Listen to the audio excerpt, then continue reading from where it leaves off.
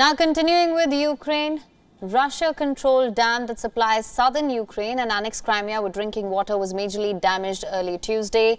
This damage led to flooding in the area, potentially threatening the nearby nuclear power plant. This incident sparked evacuation of at least 17,000 people, with both Russia and Ukraine blaming each other for this attack. More details in our next report.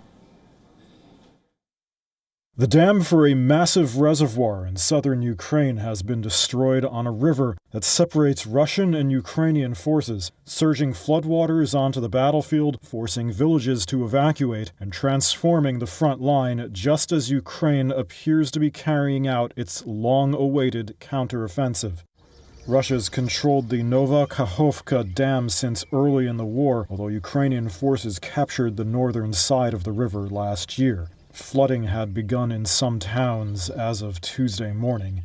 The dam is 30 meters tall and once held back a reservoir 150 miles long, which supplies water to both Crimea and the Zaporizhzhia nuclear power plant, both of which are also under Russian control, although the UN's nuclear watchdog says there's no immediate threat to the latter and is monitoring the situation.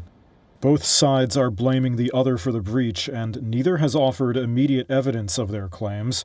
President Volodymyr Zelensky says Russian forces destroyed the dam from the inside in what he calls a deliberate war crime, and that about 80 settlements are in the flood zone. The Ukrainian military says the objective was to prevent Ukrainian forces from attacking Russian troops on the other side of the river.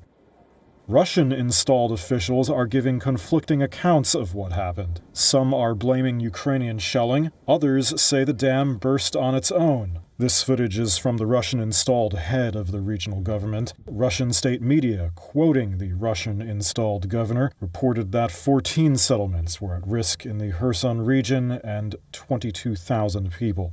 The Kremlin says Ukraine sabotaged the plant to distract attention from what it calls its faltering counteroffensive.